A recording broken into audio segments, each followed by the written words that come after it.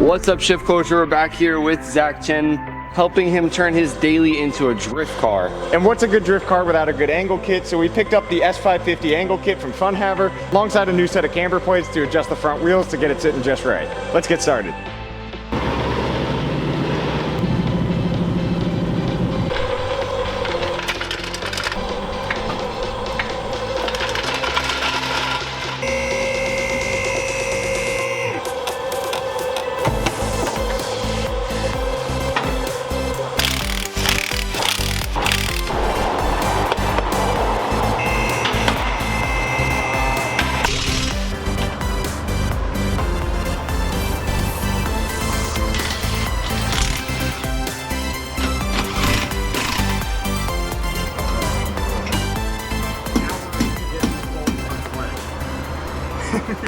This is the worst part of the entire process, is getting these two bolts out. Because when we initially did the coilovers, which if you want to go check that out, it's on my channel, these two bolts specifically were the hardest to knock out. It took us probably 5-6 hours, and we may have looked a little bit less smart, but that's because I had no idea what I was doing.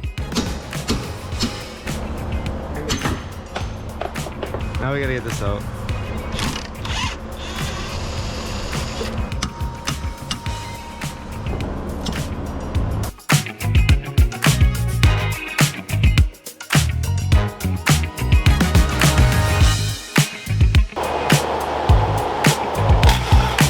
One coil is officially out. So for more of a visual representation for y'all, this is what's getting replaced with this. Now, initially, the coilovers, you can buy that kit with this. I just don't know what I'm doing 99% of the time and ordered the kit without that because I thought it was cheaper and that wasn't necessary, but we got the replacement for it and we're gonna go install that.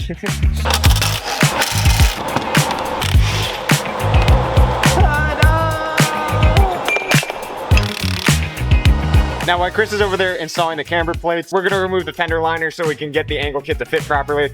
Shouldn't need too much cutting after the fender liner is removed. And then, yeah, should be good. All you need to do is just pop these little rivets out, which I hate doing.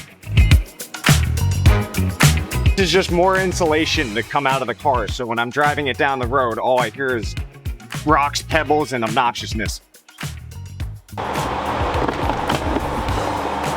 Now, when you're going in up top and you're tightening these down, you got to torque them to spec. I'm just not torquing them to spec right now because we want to figure some stuff out first with the camber. And then after that, we'll torque these down to the proper spec because we may or may not be having to take this out again.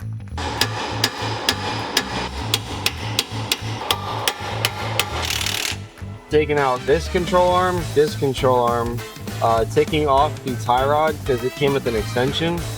And then we have one solid piece control. I'm just gonna replace both of these and be able to have all the adjustments and stuff. That's what's over there in the box.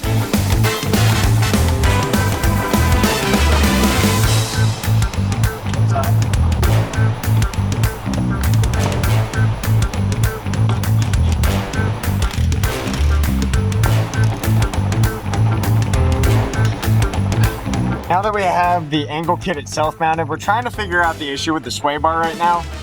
Because for a while we thought logically that it would connect to the lower strut like it's supposed to the actual sway bar, but turns out it's actually supposed to connect here to the control arm.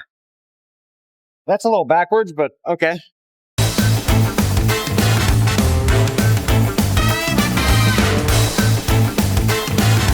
Oh boy.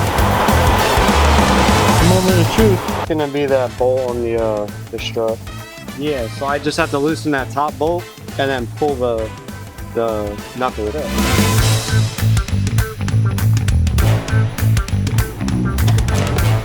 Okay, good, level 1.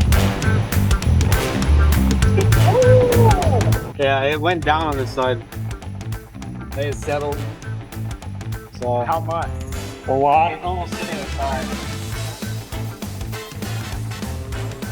Uh-oh.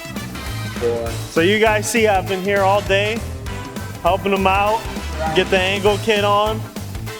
It's been some work, you know what I mean? I wasn't on camera, but I was doing a lot of stuff behind the scenes. Like what?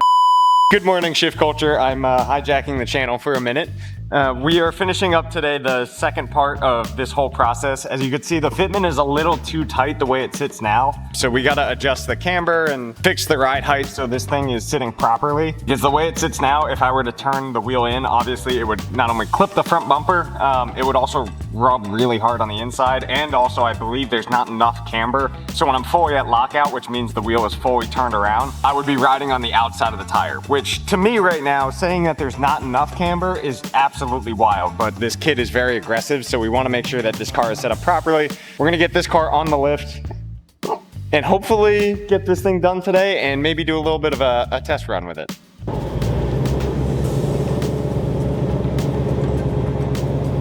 This is how strong of an angle this is. If this doesn't look like too crazy, this is a 65 to 70 degrees of turning radius looks like.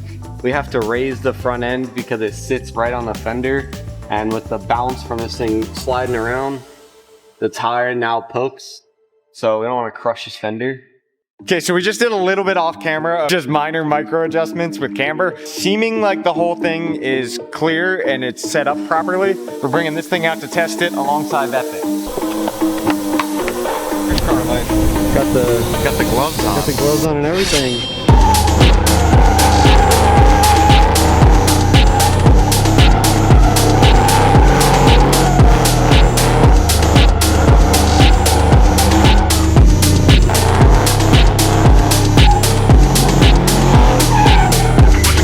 The car is feeling extraordinarily solid.